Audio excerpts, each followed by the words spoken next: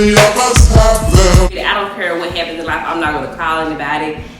I'm not going to tell them what's wrong. I'm just going to deal. Because I feel like I'm grown and I got to figure it out. It's just like, everybody needs somebody. I'm like, well, all I need is me and my dogs. See, that's what happened. When you're from Memphis, that's exactly what happens. Nobody needs nobody.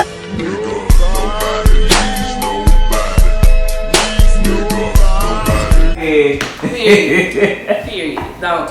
But we know that's not true. It sounds good, it feels good, but we have to be soldiers. I'm learning that every day. We have to be soldiers coming out of Memphis, and you we think like that. But what we need is show. So what is a friend?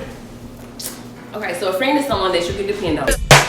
Ones we can depend on. Friend. A friend is someone that I'm going to describe myself as a friend. Okay. So I can go from there. So I feel like I'm dependable. I feel like I'm honest and open. I feel like I'm not judgmental. So in life, I feel like we've all made stupid decisions. So if one of my friends comes to me and they like upset about something and saying, I know you're gonna think I'm stupid. I'm like, no, I'm not. I'm absolutely not. Because I feel like I'm genuine. Like I genuinely care about the people that I let in. And so because of childhood traumas, I hold on to everybody that comes in, which is another one of the issues, because I try to hold on so tight. Even if it's not working, even if it's not functional, I'm gonna hold on to them. So once you're in with me, you're in. But once you're out, it's a wrap, you're out.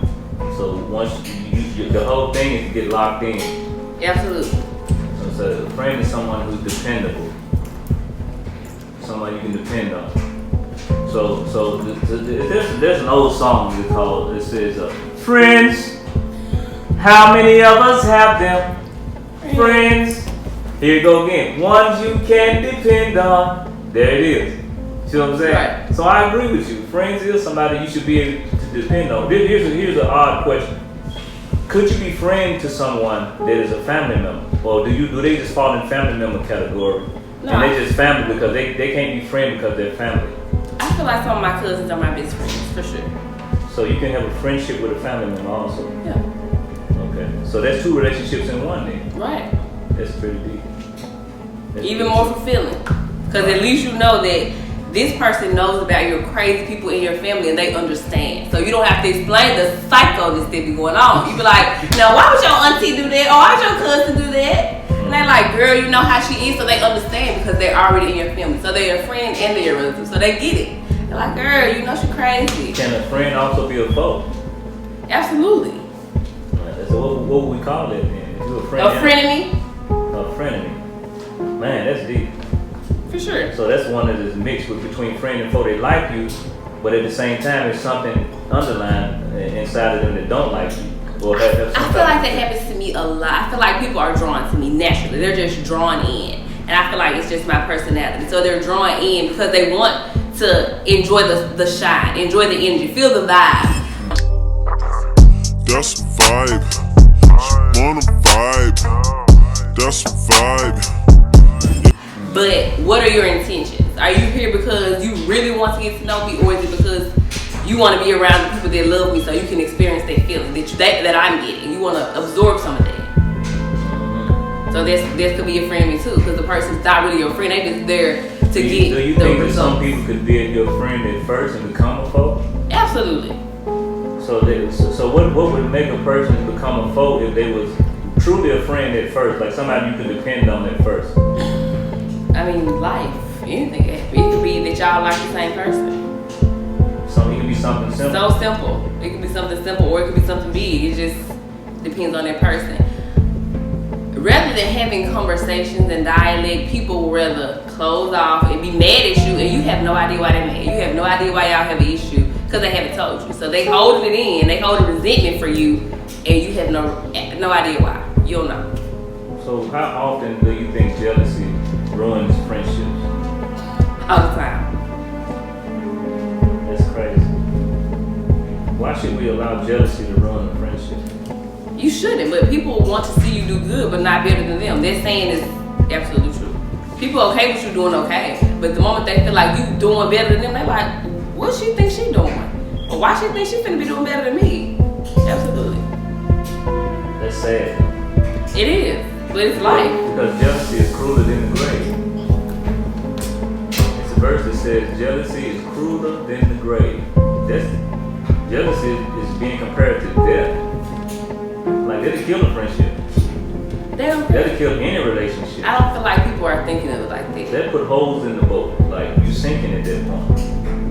And we know that when you sinking, it's just like the Titanic. No matter how big that ship is, how much you done built that friendship, how much you invested into it. Some people would be so jealous they willing to ruin everything that you built. Absolutely. And that's the sad part about it. Because why ruin everything you invest, whether it be a marriage, a friendship, a relationship, a familyhood, you know what I'm saying, whatever it is, why would you, especially when you really truly invested? So I don't feel like they look at it like that. And sometimes you can outgrow these people. Like, I feel like some people, we have the same, what's the word I'm looking for? Maybe the same outlook on life at one point. But as I develop and mature, they may not have you develop a and sharper mature. perception. Right. Which means you see things different now. Absolutely. You see things more keen and more clear. And you move toward your vision. And then sometimes they're still stuck looking at the same channel, but you realize you moving like you got cable. Right. And you got more channels. This channel not big enough for me anymore. I need something better. Yeah, them channels, they don't still go on commercial. Right. So you trying to get somewhere where everything ain't a pause every time. We ain't got to keep pausing for pettiness. I said it again, we ain't gotta keep pausing for pettiness. So when you get off those regular channels and those local channels, and you start having an international energy, we talking now, see, that's big. And your energy is so international. I mean, you're not on nothing small anymore, you're not on nothing just local, right. You're not on nothing just right at your reach. You thinking bigger now. You seeing not just a neighborhood, you seeing the world now. Right. Because this is what we call maturity. This is called growth. And then that person still looking at that same old thing. That probably would cause a great divide, though. It would, for sure. Because they're still stuck on putting their whole life on social media rather than actually going out and living their life and enjoying it. They're too busy focused on putting every single aspect on social media, trying to portray something like, oh, this is perfect. It's picture perfect. Don't you see how great this looks? When in reality, you and this person that you painting this perfect picture don't even get along. Y'all at home, y'all cuss, y'all argue, y'all fight. But on social media, oh, look at how cute it is. Perfect frame. Perfect. Mm-hmm. But in real life, you're a toxic, negative person that haven't dealt with your issues. Ooh-wee. This was a good conversation right here. Well, let me ask you this one last thing. It's a basic question, and we talked about friendship, but what is family to you? What is the word This family? conversation to have us here the rest of the night.